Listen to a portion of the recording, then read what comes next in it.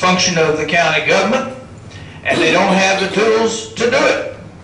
And if we all got in our vans and drove to Chicago and romanced General Motors and asked them to come to town, they might put forward some practical objections. Too far for San Antonio, too far from Corpus, various things that we've heard before when the Karnes County Commercial Development Organization tried all of these routines once before. But what we do have is individual ingenuity and attention to detail. We got plenty of land, we got plenty of doves, we got plenty of activities, all of which, if we use the tools that we have and the experience that we've developed, will produce a real positive economic growth in town. Thank you. Thank you, Mr. Senator. So, looks like we have time for 2 more questions, so buckle up.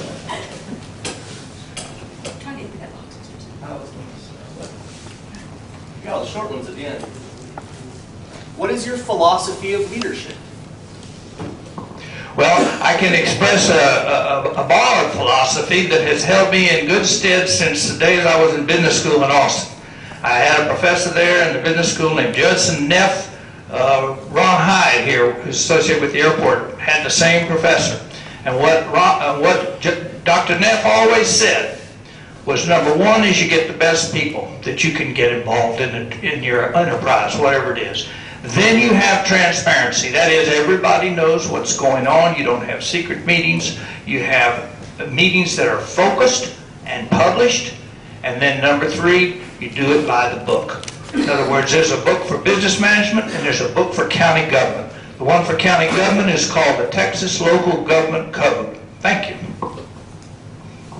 Thank you. Barbara, you good? I'm good. All right. I don't think leadership's a hard term to define. I think it's somebody that successfully listens to what people want and what they do. When you lead in a manner that is conducted to what your constituents want. When you own a business and you have employees working for you, you become successful and you become a good leader by meeting the needs. Not the wants and desires, but meeting the needs. We become focused on what needs to be there and we meet those needs. And you're approachable, you're listening, you have an advisory board, an advisory committee. You know who my advisory board and my advisory committee is? Is you, the people. That's who we answer to. We meet your needs. And that's the true definition of leadership of what you're going to need as the county judge. The county judge is not an autonomous position. And when it comes to leadership, we've got to remember, your commissioners are just as important as your county judge. 20% of the vote. Your judge is 20% of the vote. Your commissioners are 20% of the vote. I'm kind of saddened that they said that there wasn't a lot of interest in some of these commissioner people, because you guys are a very, very integral part of leadership in this community. Thank you very much. You've run out of time. You have run out of time. I've run out of time. You said in 10 minutes till you quit. Yeah, you're right, you're right. Well, I think we can squeeze in one last one. Alright, that's an interesting one to finish off with. How much and what kind of guidance would you seek in making decisions? I think that comes back to listening to your people. I mean, you're going to have, when you say guidance in making decisions, I mean, you have some people that are vocal and you have some people that are not vocal. But if we open meetings, we have some stuff, let's move to some evenings times, let's get people together and let's actively listening to what they're saying. And it sounds like a relatively simple idea. However, when it's a new idea, these times are going to take time to get up and get rolling. But every one of you has the same vested interest in this community. Each one of you is a citizen. We should listen to you all. You know, we expect, when we run like this, the county judge runs for the whole county, the commissioners run for the precincts which they're in, and you'd like to think that they're always making the decisions that represents their constituents. I don't think that's always the case, as you see what's going on now. However, we need to listen. We need to listen to what our constituents have to say. And hold meetings at night, give you opportunity. You're the advisory committee. It's your money we're spending. It's your taxes. I'm sorry, Dan. That's all right. To answer your question, Dan, about guidance in the management of the county, let me say, ladies and gentlemen, you are magnificent for being here. You're vital and you're focused. Running a county government is not like creating Disneyland and everybody gets everything they want. County government is a simple, straightforward matter. Taking the authority, acquiring the taxes, policing the highways, building the roads, simple matters that are not being done by this administration. I think everybody here recognizes that there are problems. They go on into other areas, but just for our purposes, what we need is county by the book. Thank you very much. All right, thank you. All right, so it looks like we're down to our closing statements. Before we do, I'd just like to thank everybody. I hope that you got something out of this tonight. Thank our candidates. Yeah, Gail, we'll let you go first on this one. You've got 3 minutes, and whenever you're ready. Thank you.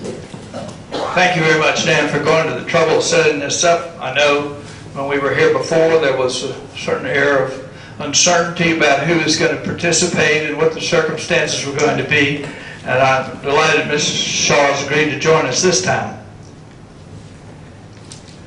I said before, and I meant it, I'm not a politically savvy individual. I do not represent every aspect of the Republican Party. I am here because of the tactics of a small community, less than 13,000, trying to get rid of a huge problem that we had, which was a debt machine working over there in that great big hole they were digging beside the courthouse.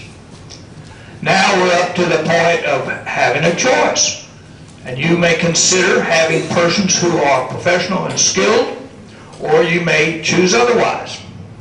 I would like to say that I have a certain amount of experience. I've been in the county court, I've been in the commissioner's court, I've been in every appellate court, the 4th, 3rd, 1st, the 14th. I am familiar with the way businesses operate. I have a degree in business. I would like to help Karnes County put on the brakes of this runaway machine, put it back into proper form. We're going to have a government that would be recognizable by these sages in Austin who wrote this book of government policy. And it will come as a big surprise to some of the individuals who are running this county today. They haven't got a clue what they're supposed to do or how to do it. That's why we have 2 county attorneys who operate on 3 months on, 3 months off. You can't even get that kind of a schedule if you work for the bus company.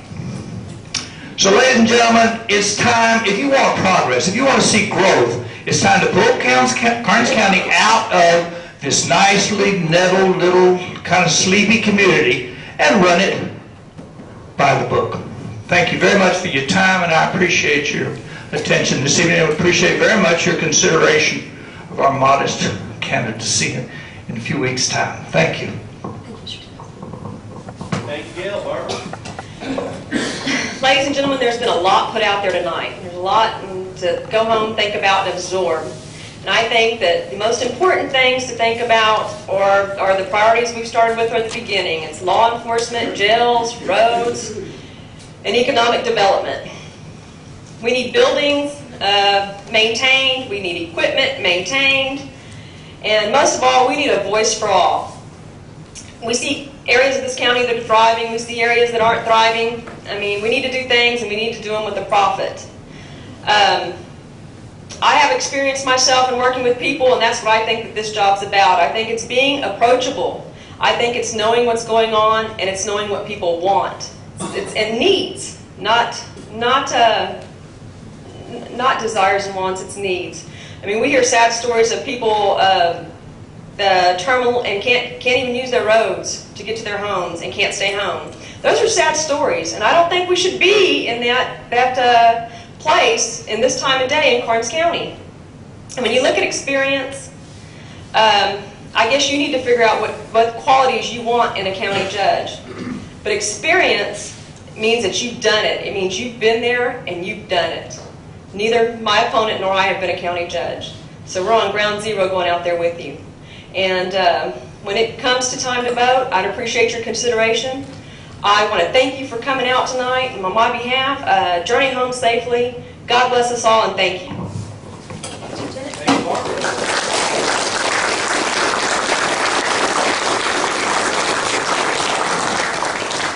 Well, everybody, that's the ball game. Thank you so much for coming out. Thank you to Gail Timmons again, and thank you to Barbara Shaw again. Thank you to Daniel Burris for coming out. And thank you to the Karnes County Times and Campbell Radio for helping us spread the word. And thank you. Keep up the good.